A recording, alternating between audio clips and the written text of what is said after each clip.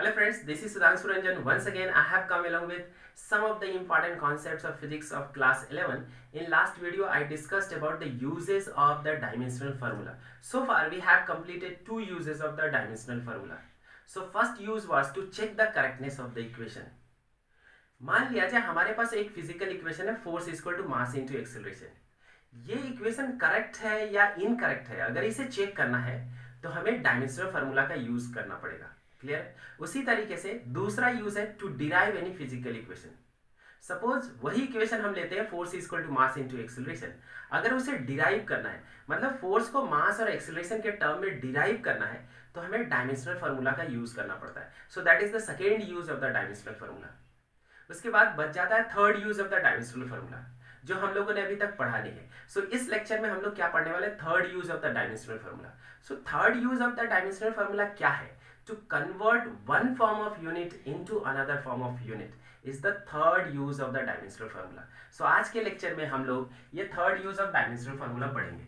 सो हमारा third use क्या है? जैसा मैंने अभी बोला, टू कन्वर्ट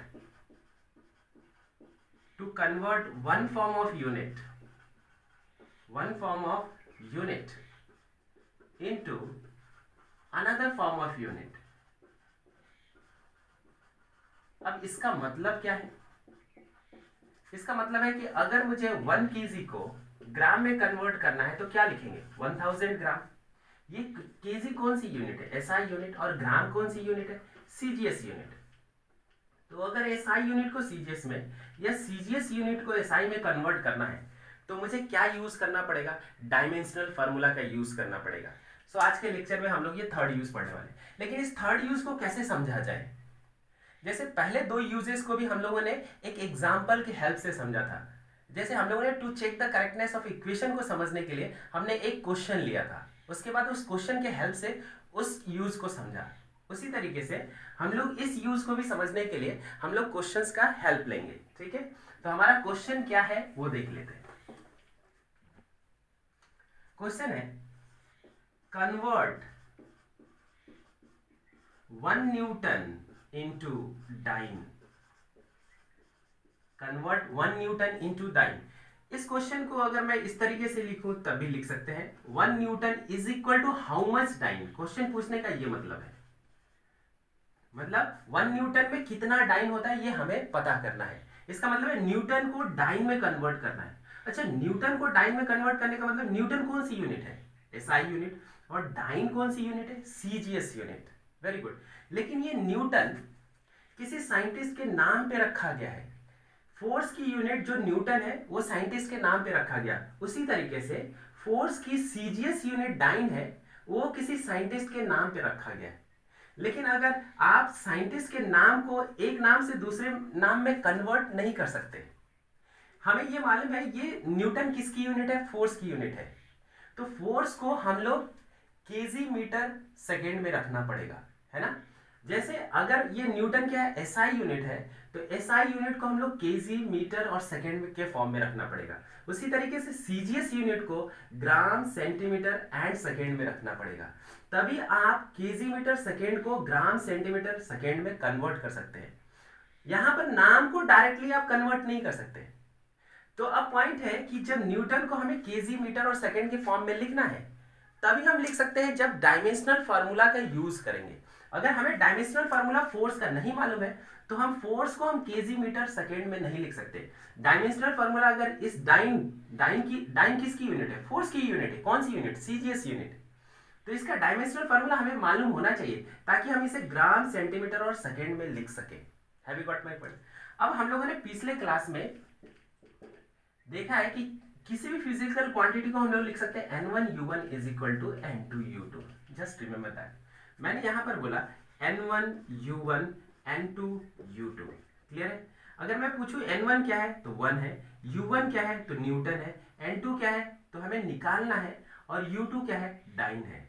तो यहां पर हम लोग लिख सकते हैं N1 is equal to 1, U1 is equal to newton and N2 हमें क्या करना है? कैलकुलेट करना है।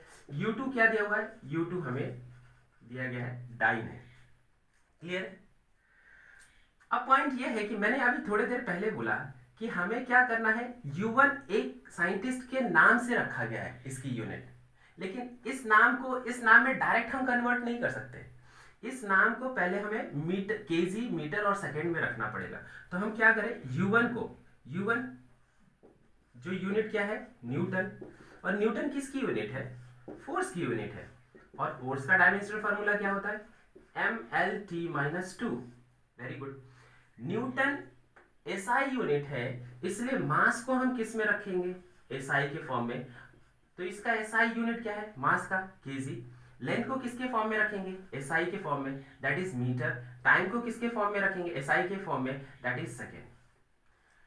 तो एक तो फोर्स की यूनिट न्यूटन हो गई, और एक फोर्स की यूनिट क्या हो गई, केजी मीटर पर second square. Just remember that. अब दूसरी यूनिट क्या है हमारे पास, U2 कौन सी है, डाइन। और डाइन भी तो किसकी यूनिट है, फोर्स की यूनिट है। तो फोर्स का डायमेंशनल फार्मूला क्या होता है, mlt-2। Very good. लेकिन ये जो डाइन है वो सीजीएस यूनिट है। इसका मतलब मास, लेंथ एंड टाइम को हम किसके फॉर्म में रखें, सीजीएस के फॉर्म में। तो मास का सीजीएस यूनिट क्या होगा, ग्राम। लेंथ का सीजीएस यूनिट सेंटीमीटर, और टाइम का सीजीएस यूनिट सेकेंड। तो क्या लिख सकते हैं, ग्राम सेंटीमीटर पर second square. Have you got my point. अब हम लोगों ने यूनिट को केजी मीटर पर सेकेंड स्क्वायर में और ग्राम सेंटीमीटर पर सेकेंड स्क्वायर में कन्वर्ट कर दिया। इसका मतलब एसआई यूनिट में एंड सीजीएस यूनिट में कन्वर्ट कर दिया। हमें निकालना क्या है, N2। हमें निकालना N2 है। N2 मतलब हमें न्यूमेरिकल वैल्यू निकालना है। तो हमने अभी थोड़ी देर पहले बोला कि N1U1 is equal to N2U2। So N2 को क्या लिख सकते हैं, N2 is equal to N1U1 divided by U2। Clear. अब N1 हमें मालूम है, N1 is equal to 1। U1 कितना है, U1 किसके फॉर्म में, केजी, मीटर और सेकेंड के फॉर्म में। तो हमने क्या किया, केजी को अलग लिख दिया, मीटर को अलग लिख दिया, और सेकेंड को अलग लिख दिया। क्लियर है। डिवाइडेड बाय U2 कितनी है, ग्राम सेंटीमीटर पर सेकेंड स्क्वायर। तो इसको हमने लिख दिया ग्राम सेंटीमीटर पर second square. Have you got my point. अब ध्यान से देखिए, पर सेकेंड स्क्वायर कैंसिल। क्लियर। यहां पर क्या बचा, KG, metre, gram and centimetre. लेकिन N2 क्या है, एक न्यूमेरिकल वैल्यू है। न्यूमेरिकल वैल्यू में यूनिट कहां से आएगी, न्यूमेरिकल वैल्यू में तो नंबर आना चाहिए। तो हम क्या करेंगे, केजी को ग्राम में कन्वर्ट कर देंगे और मीटर को सेंटीमीटर में कन्वर्ट कर देंगे। तो यहां पर क्या है, N2 is equal to, KG को हम किस में कन्वर्ट कर दें, ग्राम में। तो ग्राम में कन्वर्ट करने पे क्या होगा, 1000 ग्राम। क्लियर है। उसी तरीके से मीटर को किस में कन्वर्ट कर दें, सेंटीमीटर में। तो क्या लिखेंगे, 100 centimetre. Have you got my point. नीचे क्या है, किसी एक को ही कन्वर्ट करेंगे, या तो ऊपर वाले को या तो नीचे वाले को। तो ऊपर वाले को कन्वर्ट कर दिया और नीचे वाले को एज इट इज रखा। तो ये ग्राम और ये ग्राम कैंसिल, सेंटीमीटर से ये सेंटीमीटर कैंसिल। बचा क्या, 10 to the power 3 and 10 to the power 2। इसका मतलब है 10 to the power 3 into 10 to the power 2, 10 to the power 5। तो हमें N2 क्या मिला, हमें N2 मिला 10 टू द पावर 5। इसका मतलब है N2 के जगह पर अगर हम 10 टू द पावर 5 पुट कर दे तो क्या मिलेगा, 1 newton is equal to 10 to the power 5 dyne. So 1 newton is equal to 10 to the power 5 dyne. Have you got my point? Just remember this one. 1 Newton is equal to 10 to the power 5 dyne. Newton is the SI unit and dyne is the CGS unit. This unit is the name of the scientist. This unit is also the name of scientist. लेकिन जब आप unit का conversion करते हैं तो directly नाम को convert नहीं कर सकते।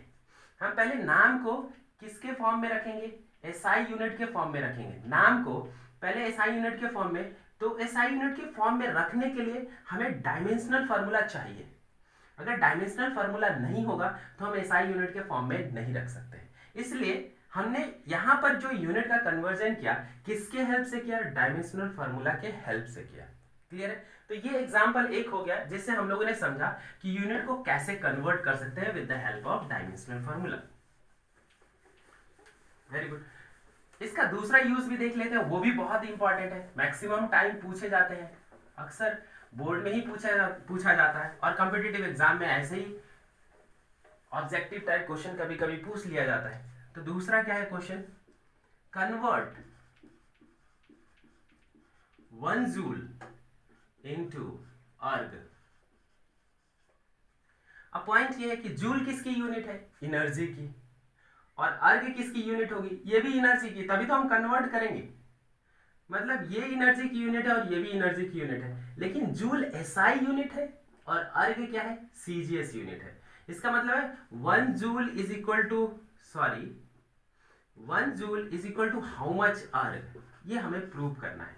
क्लियर है, मतलब कितना अर्ग होगा ये वैल्यू हमें पता करना है। तो यहां पर क्या लिख सकते हैं इसको, फिर से वही N1U1 is equal to N2U2, लेकिन पता क्या करना है, N2 पता करना है, तो हम लोग क्या लिख सकते हैं, N2 is equal to N1U1 divided by U2। Clear. अब पॉइंट यह है कि यहां पर U1 क्या है, जूल है, सो हमने U1 को लिखा जूल, लेकिन जूल किसकी यूनिट है, एनर्जी की, और एनर्जी का डायमेंशनल फार्मूला क्या होता है, हमें मालूम है एनर्जी का dimensional formula mL²T⁻²। Joule SI unit है, इसलिए मास, लेंथ एंड टाइम को एसआई के फॉर्म में रखेंगे। तो मास का क्या है, केजी, लेंथ का क्या है, मीटर, लेकिन यहाँ स्क्वायर है सो मीटर स्क्वायर, एंड टाइम का क्या है, सेकेंड, सो पर सेकेंड स्क्वायर। क्लियर। उसी तरीके से हमारे पास U2 क्या है, U2 अर्ग है, और अर्ग भी एनर्जी की यूनिट है, तो डायमेंशनल फार्मूला एनर्जी दोनों है, तो डायमेंशनल फार्मूला भी तो सेम ही होगा, mL²T⁻²।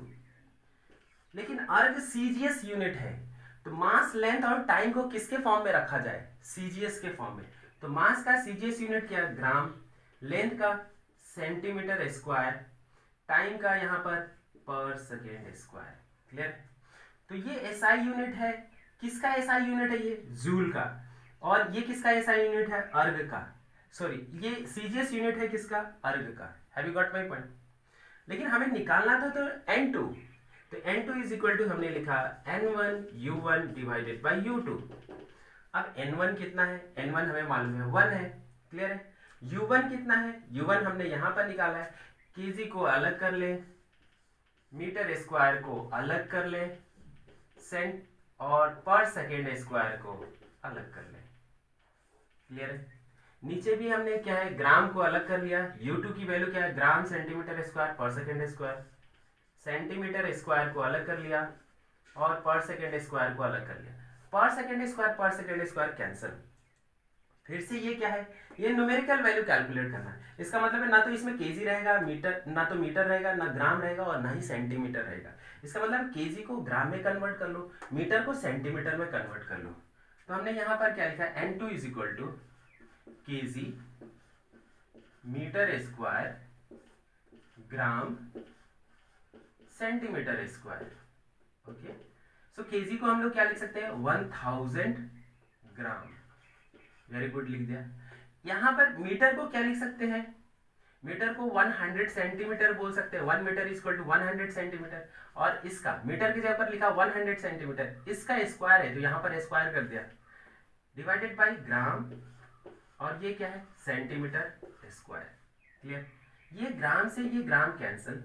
अभी ध्यान से देखिए, ये 1000 में कितना पावर, 10⁻3, और यहाँ पर 100 का स्क्वायर कितना होगा, 10⁻2 का स्क्वायर 10⁻4। यहाँ पर क्या बचा, सेंटीमीटर स्क्वायर, नीचे क्या है, सेंटीमीटर स्क्वायर, ये कैंसिल हो गया, क्या बचा 10⁻7। इसका क्लियर मीनिंग है कि N2 जो हमारा निकला, N2 वो कितना निकला, 10⁻7। अब इस N2 को इस इक्वेशन में पुट कर दे, क्वेश्चन मार्क की जगह पे। तो क्वेश्चन मार्क की जगह पर अगर पुट कर दोगे तो 1 joule is equal to what, 10⁻7 erg. इस तरीके से हमने एसआई यूनिट को सीजीएस यूनिट में कन्वर्ट कर दिया। लेकिन कन्वर्ट करने के लिए जो मेन प्रोसेस था वो क्या था, डायमेंशनल फार्मूला। जूल किसी साइंटिस्ट का नाम है और ये जूल एनर्जी का यूनिट है, इसलिए एनर्जी का डायमेंशनल फार्मूला पहले लिखेंगे और उस डायमेंशनल फार्मूला को केजी, मीटर और सेकेंड के फॉर्म में लिखेंगे। अगर एसआई यूनिट है तो, अगर सीजीएस यूनिट है तो ग्राम, सेंटीमीटर और सेकेंड के फॉर्म में लिखेंगे, तब हम कन्वर्जन आसानी से कर पाएंगे। Very good. तो अब तक हम लोगों ने क्या देखा है कि डायमेंशनल फार्मूला के कितने यूज है। तो हम लोगों ने कितने यूज अब तक डिस्कस कर लिया है। हम लोगों ने 3 यूजेस को डिस्कस किया। पहला यूज क्या था? To check the correctness of the equation. दूसरा यूज था to derive any physical equation. And तीसरा यूज है to convert one form of unit into another form of unit. Very good, ये हम लोगों ने देखा। तो जो हम लोगों ने यूजेस देखा उसी को मैंने बोला था advantages of the dimensional formula. Clear है? अगर एडवांटेजेस है so obviously there will be some disadvantages of the dimensional formula. So अब हमारा जो टॉपिक होगा वो क्या होगा? Disadvantages of the dimensional formula. Disadvantages of the dimensional formula.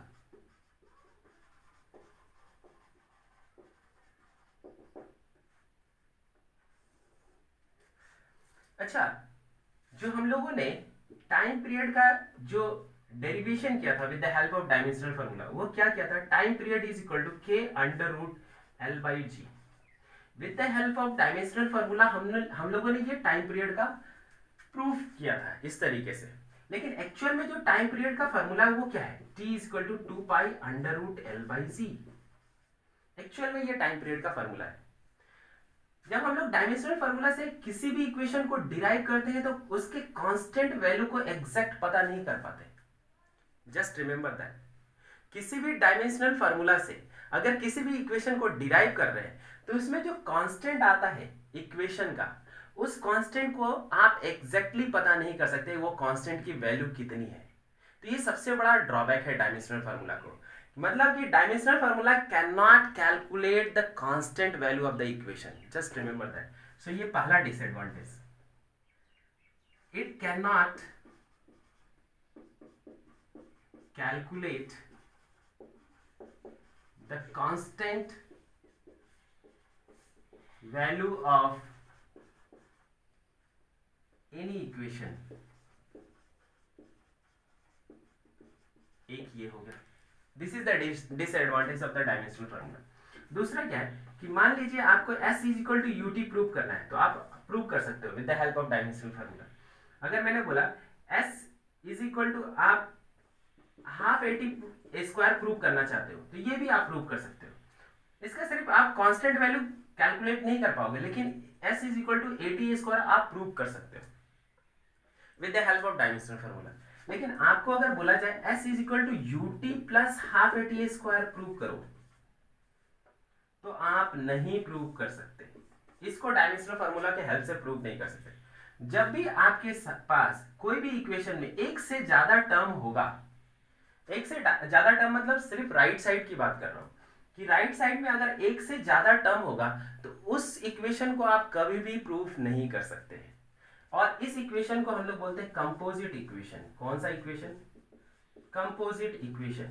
इसका मतलब है composite equation can never be derived with the help of dimensional formula.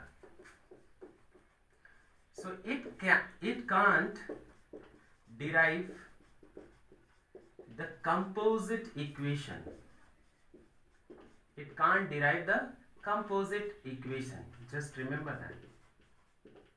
Okay. Third important disadvantages. मान लिया जाए कोई भी इक्वेशन जिसमें आपका लॉगरिथमिक फंक्शन आता है, कोई भी इक्वेशन लीजिए जिसमें लॉगरिथमिक फंक्शन आता है, या साइन थीटा आता है, या टेन थीटा आता है, या e to the power x आता है। इस तरीके का जो भी फॉर्मेट होगा, इस तरीके के फॉर्मेट वाले इक्वेशन को कभी भी डायमेंशनल फार्मूला डिराइव नहीं कर सकता है। मतलब dimensional formula can never derive the equation which consist of logarithmic and trigonometric function. Just remember that. तो यहां पर क्या लिखेंगे? It can't derive the equation which consists of logarithmic and trigonometric function.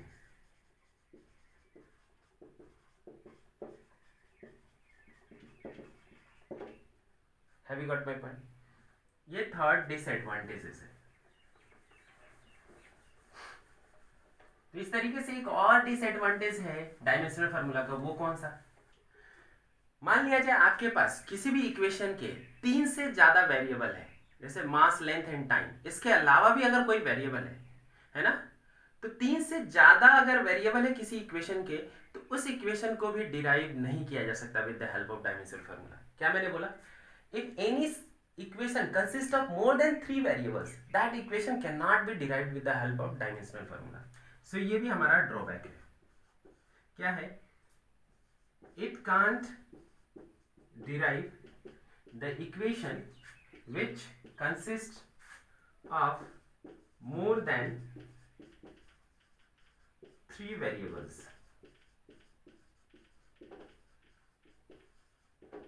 Clear? अच्छा, मैं एक चीज यहां पर बताना चाह रहा हूं, ठीक है? ये क्या है हमारे 4 disadvantages of the dimensional formula. It can't calculate the constant value of any equation. अगर किसी का कांस्टेंट वैल्यू ये कैलकुलेट नहीं कर सकता, मतलब ये एग्जैक्ट कैलकुलेशन नहीं कर सकता किसी भी इक्वेशन का। अगर आप चाहते हैं कि किसी इक्वेशन को एग्जैक्ट डिराइव करें, जो उसका फिजिकल इक्वेशन है उसका एग्जैक्ट डेरिवेशन पॉसिबल हो, ऐसा कभी भी आप नहीं कर सकते with the help of dimensional formula. ये सबसे बड़ा ड्रॉबैक है। एक्चुअली हम लोग जो डिराइव करते हैं वो क्या करते हैं, t equal to K under root L by जी, अभी जो मैंने मेंशन किया, लेकिन एक्चुअल वैल्यू क्या है, t equal to 2 pi under root L by g. ये आप कभी भी डिराइव नहीं कर सकते, और इस इक्वेशन को हम लोग बोलते हैं फिजिकल इक्वेशन। मतलब any physical equation can not be exactly derived with the help of dimensional formula, because constant can not be calculated. ठीक है? जब हम लोग बोलते हैं कि कोई इक्वेशन करेक्ट है क्या, तो हम लोग बोलते हैं डायमेंशनली करेक्ट है क्या, है ना? हम लोग डायरेक्टली नहीं बोल सकते इक्वेशन करेक्ट है। हम लोग ये बोल सकते हैं, अगर हम लोग ने डायमेंशनल फार्मूला का यूज किया और हमने चेक किया है कि इक्वेशन करेक्ट है या नहीं, तो हम लोग ये बोलेंगे, अगर इक्वेशन करेक्ट है तो हम लोग बोलेंगे डायमेंशनली करेक्ट है। लेकिन हम लोग ये ऐसा नहीं बोल सकते it is physically correct. Physically correct means it must consist of all the constant, और डायमेंशनल फार्मूला के हेल्प से कांस्टेंट हम कैलकुलेट नहीं कर सकते। Have you got my point? So ये है disadvantages of the dimensional formula.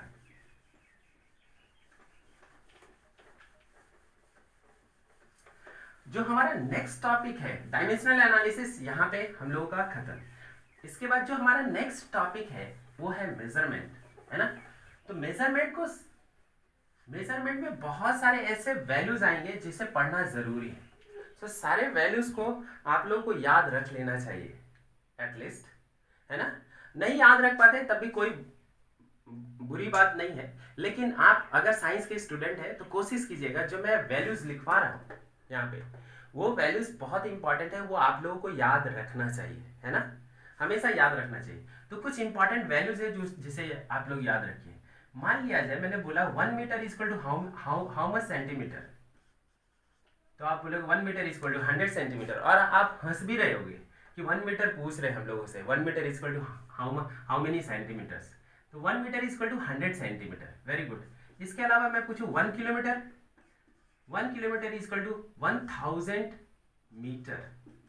Clear है? और 1000 मीटर को आप क्या लिख सकते हो, 1000 इंटू 1 मीटर, और 1000 इंटू 1 मीटर को क्या लिख सकते हो, 100 सेंटीमीटर। सो यहां पर कंप्लीटली क्या लिख सकते हो, 10 to the power 3 and 10 to the power 2, 10 to the power 5 centimetre. इसका मतलब 1 kilometre is equal to how many centimetre, that is 10 to the power 5 centimetre. Clear? इसके अलावा 1 इंच, इससे पहले भी मैंने लिखवा है ये वाला part, 1 inch is equal to 2.54 centimetre. Clear? 1 inch is equal to 2.5 centimetre. 1 foot कितना होता है, 1 foot is equal to 12 inch. Clear? अब 12 इंच को क्या लिख सकते हैं, 12 इंटू 1 इंच, और 1 इंच मैंने क्या बोला, 2.54 सेंटीमीटर। क्लियर? अब इसको हम लोग ब्रेक मल्टीप्लाई करेंगे तो क्या होगा, 30.48 सेंटीमीटर। इसका मतलब 1 foot is equal to 30.48 centimetre. 1 minute is equal to 60 second, ये मालूम है सभी को। 1 आवर इज इक्वल टू क्या लिखेंगे, 60 मिनट। Very good. और 60 मिनट को हम लोग क्या लिख सकते हैं, 60 इंटू 1 मिनट। 60 इंटू 1 मिनट को क्या लिख सकते हैं, 1 मिनट को यहाँ पर 60 सेकेंड लिख सकते हैं। इसका मतलब है 3600 सेकेंड। क्लियर, ये हमने लिखा। अगर मैंने पूछा एक दिन में कितने घंटे होते हैं, तो सभी को मालूम है 24 घंटे। अच्छा, 24 घंटे को क्या लिख सकते हैं, 40 इंटू 1 आवर, और 1 आवर को क्या लिख सकते हैं, 60 मिनट। सो 24 इंटू 60 मिनट। इसका मतलब 1 डे अगर मैं बोलूं, इसको जब आप मल्टीप्लाई करोगे तो आएगा 1440 मिनट। अच्छा, 1440 मिनट को आप क्या लिख सकते हो, 1440 इंटू 1 मिनट, और 1 मिनट को आप क्या लिख सकते हो, 1 मिनट को आप 60 सेकेंड लिख सकते हो। इसका मतलब अगर इसे मल्टीप्लाई करोगे 86,400 सेकेंड होगा। मतलब मैं आपसे पूछूं एक दिन में कितने सेकेंड होते हैं, सो 86,400 सेकेंड। एक दिन में कितने मिनट होते हैं, तो 1440 मिनट। अच्छा, एक साल में कितना दिन होता है, 1 year is equal to 365.25 days, या इसी को लिखते हैं 365 1/4 डेज। क्लियर, ये इंपॉर्टेंट चीज है जो हम लोग सोचते हैं बहुत आसान है, लेकिन फिर भी आप लोगों को ये अच्छे से याद रहना चाहिए ताकि आपको कैलकुलेशन में कहीं प्रॉब्लम ना हो। क्लियर,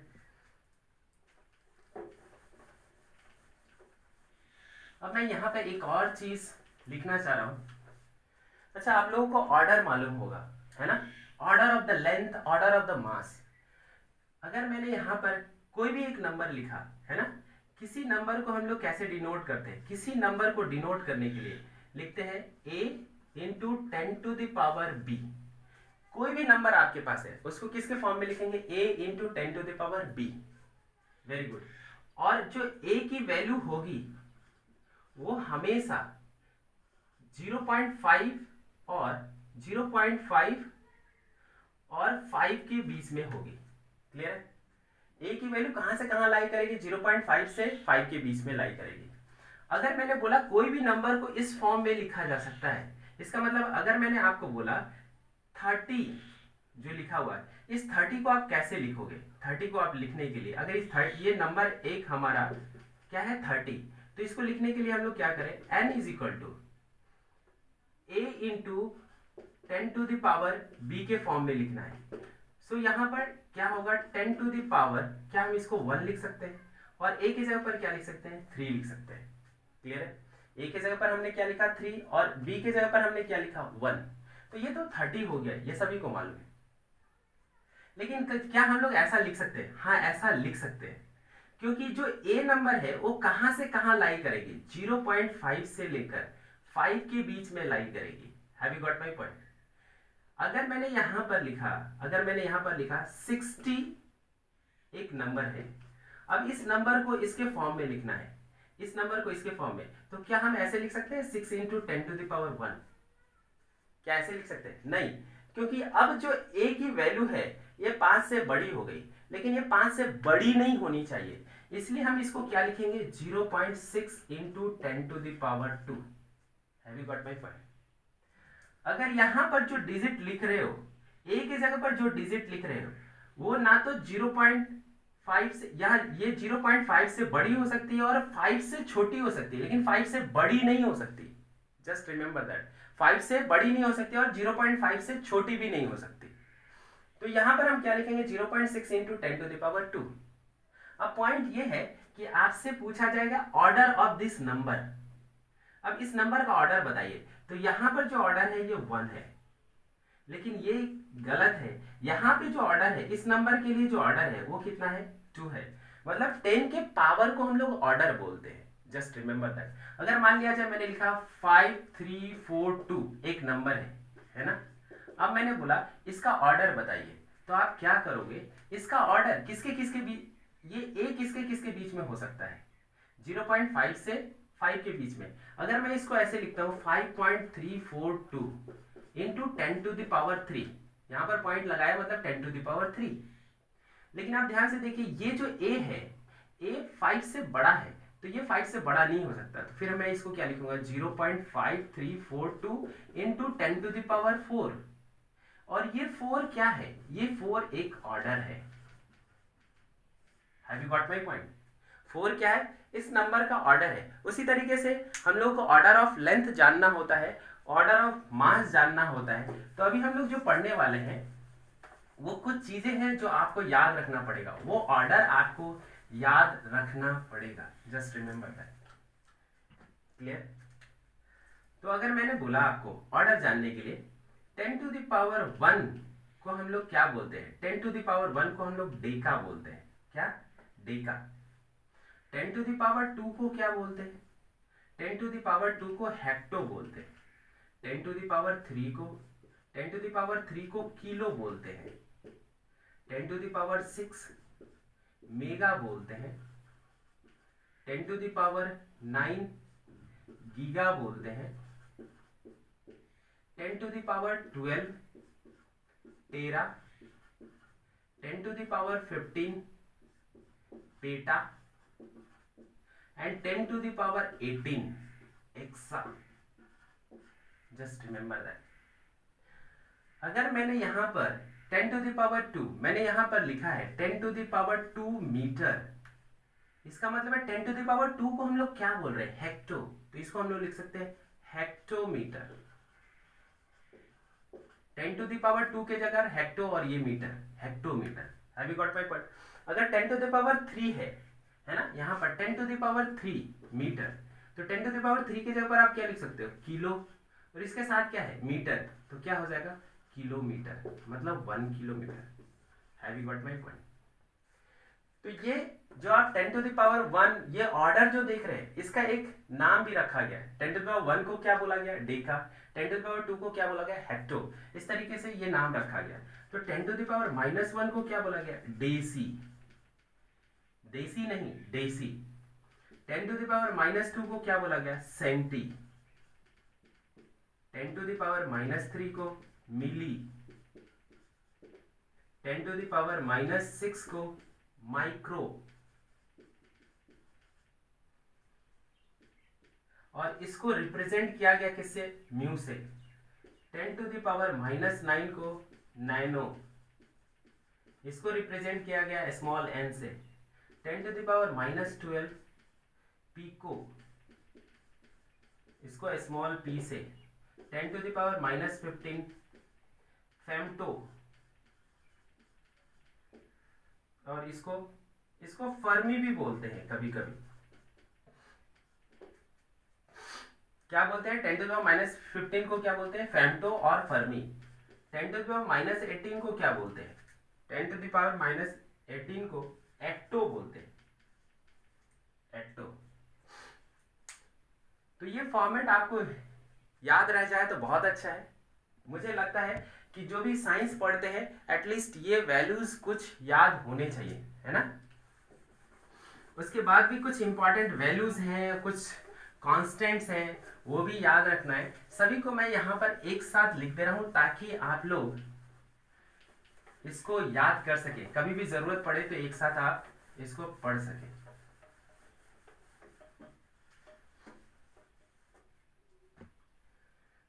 तो इस तरीके से कुछ वैल्यूज है। जैसे अगर मैं मून की बात करूं तो मून का रेडियस क्या है, उसका मास क्या है, उसका ग्रेविटेशनल एक्सेलरेशन क्या है ना। सो मून का जो रेडियस है वो 1737.1 किलोमीटर है। क्लियर है? मून का जो मास है वो है, मून का मास है 7.347 इंटू 10⁻22 kg। ओके। और मून का जो ग्रेविटेशनल एक्सेलरेशन है 1.62 मीटर पर सेकेंड स्क्वायर। क्लियर? उसी तरीके से अगर मैं अर्थ के बारे में बात करूं, अर्थ का, तो अर्थ का रेडियस है 6378 किलोमीटर, जिसको हम लोग कभी कभी बोलते हैं 6400 किलोमीटर। और इसका मास अगर मैं बोलूं तो इसका मास है 5.972 इंटू 10⁻24 kg।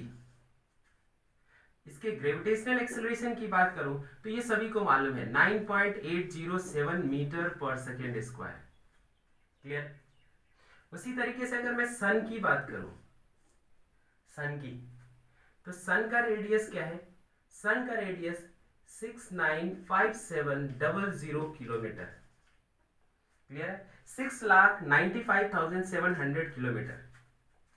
इसकी मास की बात करूं तो इसका मास है 1.989 इंटू 10⁻30 kg। और इसके ग्रेविटेशनल एक्सेलरेशन की बात करूं तो इसका ग्रेविटेशनल एक्सेलरेशन है 274 मीटर पर सेकेंड स्क्वायर। ये कुछ डेटा है जो आपको याद रखना चाहिए और याद होना भी चाहिए। ज्यादातर इसमें पूछा जाता है क्या? Radius of the earth, mass of the earth नहीं पूछा जाता है। Gravitational acceleration of the earth, gravitational acceleration of the moon and mass of the sun, ये ज्यादातर पूछा जाता है। क्लियर।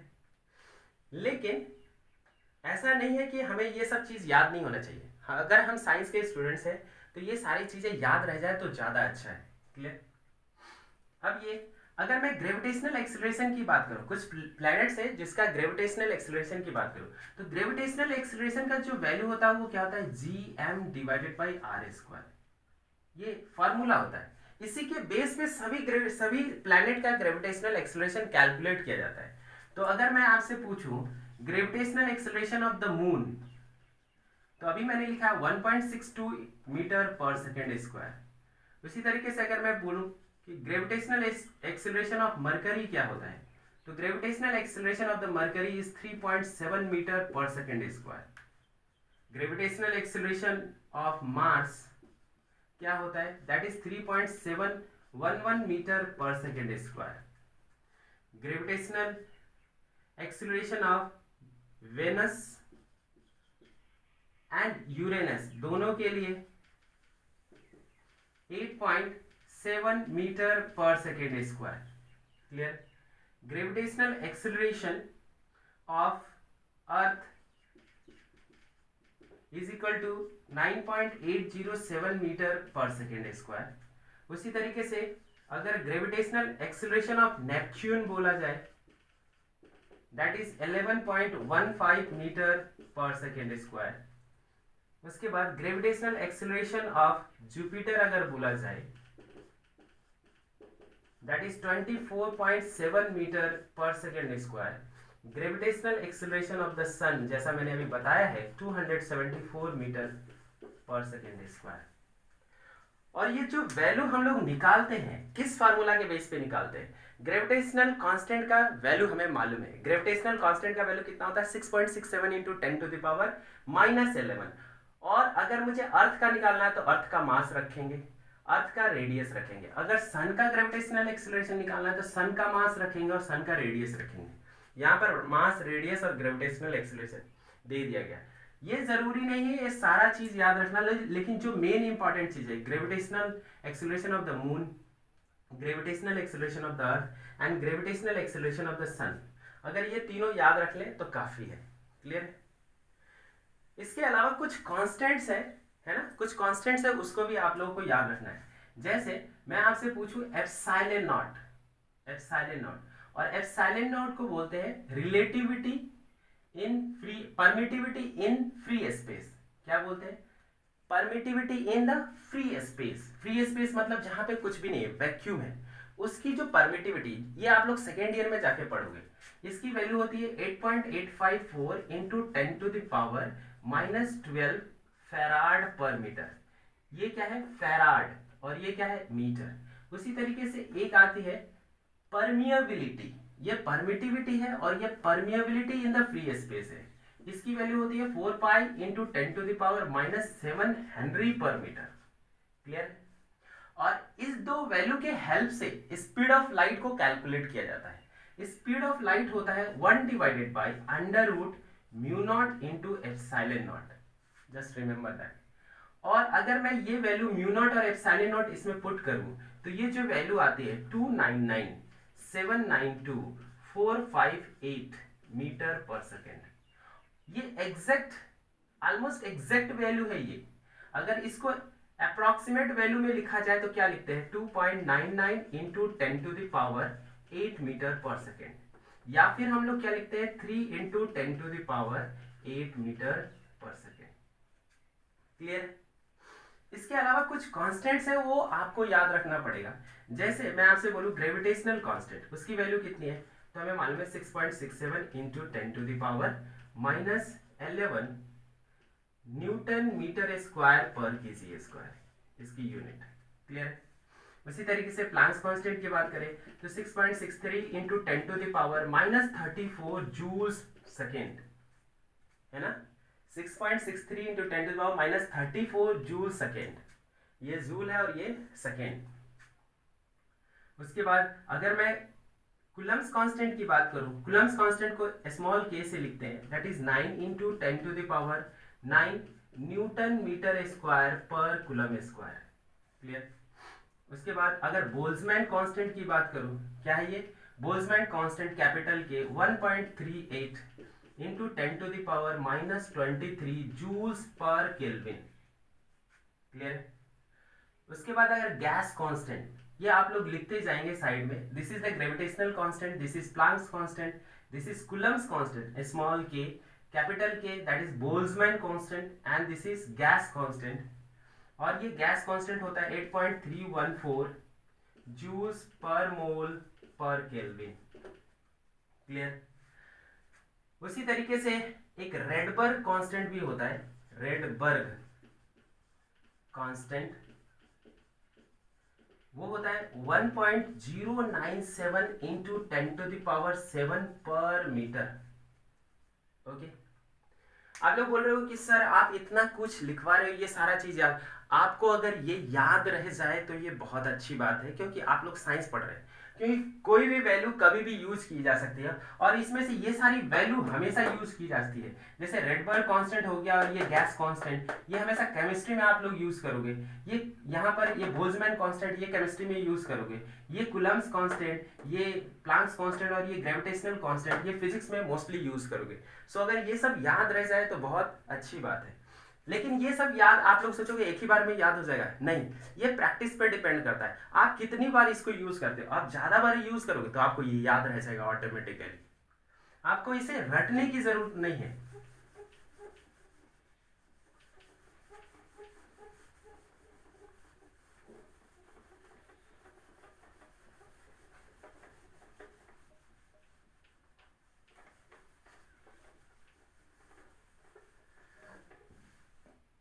Very good. अच्छा, कुछ और है, जैसे चार्ज ऑफ द इलेक्ट्रॉन सभी को मालूम है, -1.602 इंटू 10⁻19 कूलम। अगर मैं पूछूं चार्ज ऑफ द प्रोटॉन तो आप लिखोगे +1.602 इंटू 10⁻19 कूलम। उसी तरीके से अगर मैं मास ऑफ द इलेक्ट्रॉन बोलूं, mass of the electron 9.1 into 10⁻−31 kg।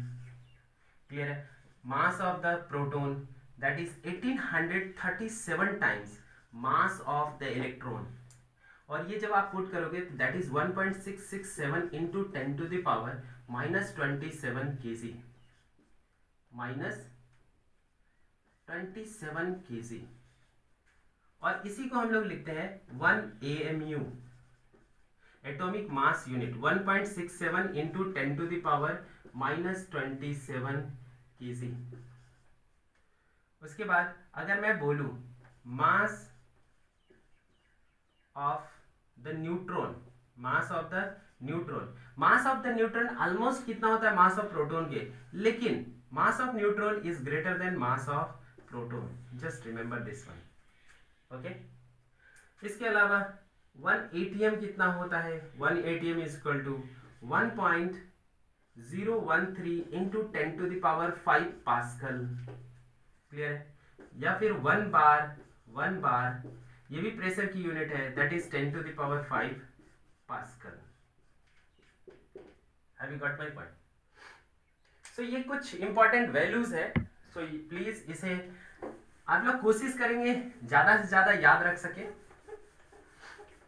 ऐसे मैं याद करने को प्रीफर नहीं करता, आप लोगों को ये ऑटोमेटिकली याद हो जाएगा, बार बार आप इसका यूज करेंगे जब इक्वेशन में, जब न्यूमेरिकल सॉल्व करेंगे तो आपको ये ऑटोमेटिकली याद हो जाएगा, लेकिन आप लोग कोशिश जरूर करेंगे।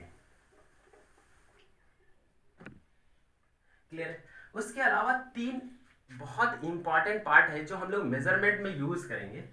पहला, 1 एस्ट्रोनॉमिकल यूनिट। क्या मैं बोल रहा हूं? 1 एस्ट्रोनॉमिकल यूनिट। 1 एस्ट्रोनॉमिकल यूनिट की जो वैल्यू होती है 1.496 इंटू 10⁻11 मीटर। अच्छा, आप ये सोच रहे हो कि ये क्या है? ये एस्ट्रोनॉमिकल यूनिट एक यूनिट है। क्लियर है? किसकी यूनिट है? ये किसके बराबर है? मीटर के बराबर। मतलब ये डिस्टेंस की यूनिट होगी, तभी तो ये मीटर के बराबर है।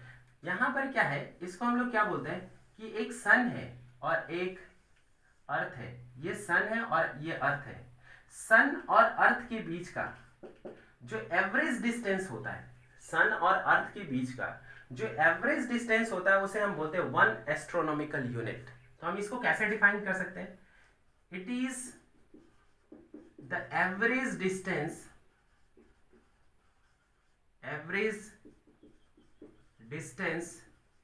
between the sun and the earth. Just remember this one. Okay? उसके बाद दूसरी 1 light year। और ये 1 लाइट ईयर कितनी होती है? 1 light year is equal to 9.46 into 10⁻15 metre. अब ये कैसे आती है वो मैं बता रहा हूं आपको। ये तो सिंपल है, 1 एस्ट्रोनॉमिकल यूनिट रख लिया गया कि सन और अर्थ के बीच का जो डिस्टेंस है उसको 1 एस्ट्रोनॉमिकल यूनिट बोला गया। और वो डिस्टेंस कितनी है? 1.496 इंटू 10⁻11 मीटर। 1 लाइट ईयर का मतलब क्या है?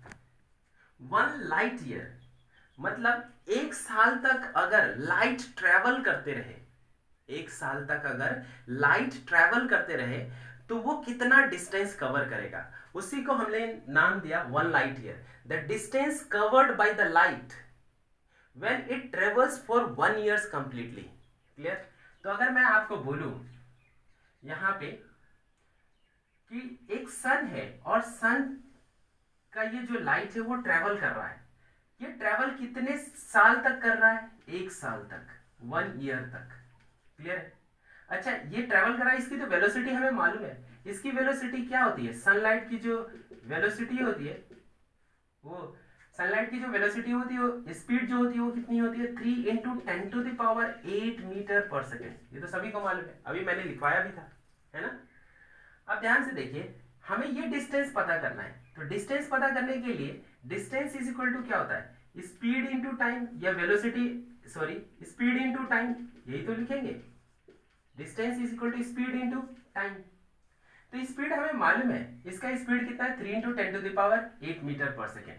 तो मैं आपको बोलूं कि इसका जो स्पीड है वो हमें मालूम है कितना? 3 इंटू 10⁸ मीटर पर सेकेंड। Very good. अब मैं आपसे पूछूं, 1 साल में यहां से यहां तक 1 साल में कितना सेकेंड लगेगा? ये 1 साल में जो सेकेंड लगेगा वो तो टाइम होगा ना। तो डिस्टेंस, स्पीड को अगर टाइम से मल्टीप्लाई कर दोगे तो क्या मिल जाएगा? डिस्टेंस मिल जाएगा। तो हमें टाइम पता करना है। तो time is equal to what? Time is equal to 1 year. ठीक है? और 1 ईयर को क्या बोलते हैं? 365.25 डेज। क्लियर है? और 365.25 को डेज में अगर कन्वर्ट करना है तो यहां पर 1 डे, यहां पर 365.25 डेज को क्या लिख सकते हैं? Into 1 day. अगर 365.25 इंटू 1 डे करते हो मतलब क्या होता है? 24 घंटे, फॉर 24 आवर। इसको हमने किया 365.25, इस 24 घंटे को क्या लिख सकते हैं? 24 इंटू 1 आवर। क्लियर? तो यहां पर क्या लिखेंगे? 24 इंटू 1 आवर को क्या लिख सकते हैं? 60 मिनट। क्लियर? और इस 60 मिनट को आप क्या लिख सकते हो? 60 इंटू 1 मिनट। यहां पर क्या होगा? 365.25 इंटू 24 इंटू 60, और इस 1 मिनट को क्या लिख सकते हो? 60 सेकेंड। क्लियर? क्या लिख सकते हो? 60 सेकेंड। सो फाइनली जो टाइम आएगा, ये टाइम हमारा ये है। Have you got my point? एक साल में कितने सेकेंड, ये इतने सेकेंड लगे, ये टाइम मिला। मतलब एक साल कितने सेकेंड तक ये ट्रैवल करता रहा है, लाइट कितने सेकेंड तक ट्रैवल करता रहा। तो अगर मैं पूछूं कि डिस्टेंस क्या होगा, distance is equal to speed into time. तो स्पीड कितना है, 3 इंटू 10⁸ मीटर पर सेकेंड इंटू टाइम कितना लगा एक साल में, ये लिखेंगे 365.25 इंटू 24 इंटू ये क्या 3600। आप जब सबको ये सेकेंड कैंसिल, क्या बच गया, मीटर। अगर आप इसको कैलकुलेट करोगे तो ये आएगा 9.46 इंटू 10⁻15 मीटर। मतलब आप ये जो डिस्टेंस देख रहे हो, ये क्या है distance, 1 light year. 1 light year का मतलब कि एक साल तक अगर लाइट ट्रैवल करे तो जितनी डिस्टेंस कवर करेगी वो डिस्टेंस होगी 9.46 into 10⁻15 metre. Just remember this one, okay. इसके अलावा एक और यूनिट है जिसे हम लोग बोलते हैं पारसेक, और इसे 1 पैरालैक्टिक सेकेंड भी बोलते हैं। Parallactic second, clear, 1 parallactic second. और ये 1 पारसेक होता है, 1 parsec is equal to 3.08 into 10⁻16 metre. अच्छा, ये तीनों इंपॉर्टेंट टर्म है, ये अक्सर पूछा जाता है कि 1 एस्ट्रोनॉमिकल यूनिट की वैल्यू क्या है, 1 लाइट ईयर की वैल्यू क्या है, 1 पारसेक की वैल्यू क्या है। और ये भी पूछा जाता है ये 1 एस्ट्रोनॉमिकल यूनिट किसकी यूनिट है, 1 एस्ट्रोनॉमिकल यूनिट किसकी यूनिट है। तो आपसे पूछा गया मास की है, लेंथ की है, टाइम की है, तो आपको बोलना पड़ेगा लेंथ की, मतलब डिस्टेंस का, क्लियर। अगर मैंने बोला 1 लाइट ईयर किसकी यूनिट है, 1 light year is equal to this metre, इसका मतलब है ये डिस्टेंस की यूनिट होगी। 1 पारसेक भी क्या है, मीटर, मतलब ये भी डिस्टेंस की यूनिट होगी। ये तीनों 1 light year, 1 astronomical unit and 1 parsec, all these 3 are the units of distance. अब 1 पारसेक को समझते हैं। 1 पारसेक क्या होता है, 1 पारसेक, 1 पारसेक का ये मतलब होता है कि मान लिया जाए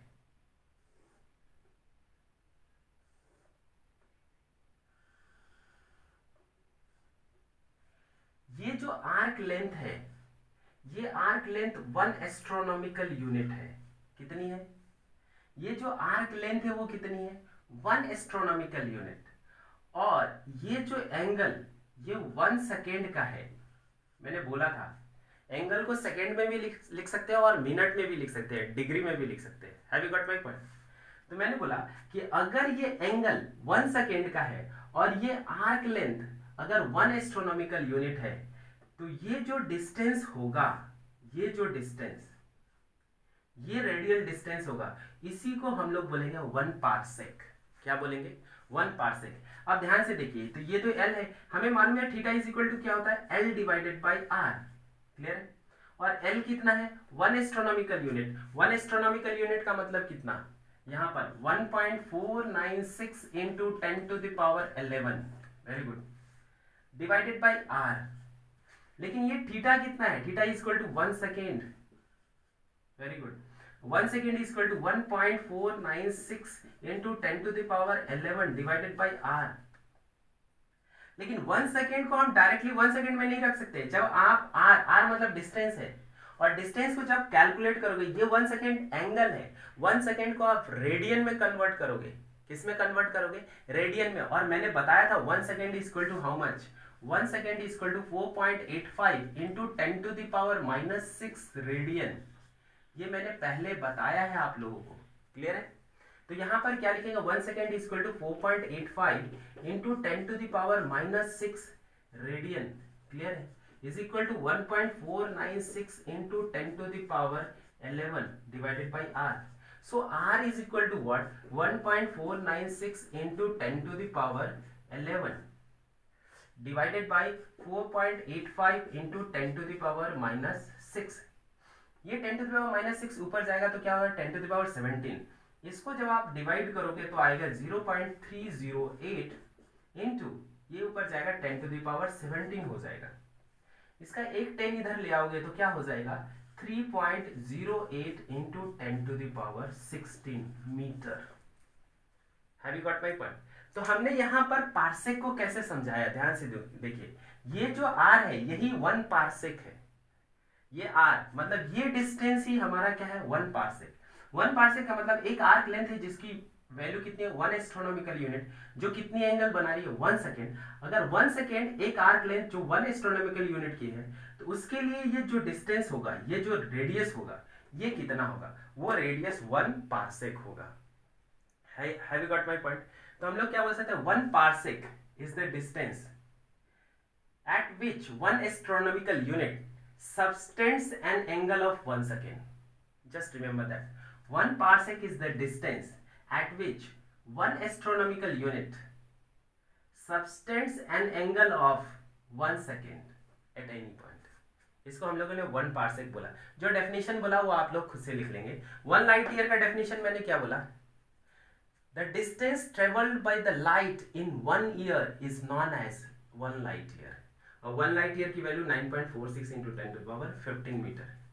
अच्छा, मैं एक चीज यहां पर बताना चाह रहा था, जो 1 एस्ट्रोनॉमिकल यूनिट है उसको हम लोग ऐसे लिख सकते हैं 1.50 इंटू 10 टू द पावर 2। यहाँ पर 10 टू द पावर 2 लिख सकते हैं, और ये 10 to the power 6, 10 to power 2, 10 to power 6, 10 to power 8 and 10 to the power 3 metre. इस 10 टू द पावर 3 मीटर को आप क्या लिख सकते हो, किलोमीटर। इसको यहां पर मल्टीप्लाई करोगे तो क्या हो जाएगा 150, ये 100 है, 1.50 को 150 इंटू 10 टू द पावर 6, इसको क्या लिख सकते हैं किलोमीटर।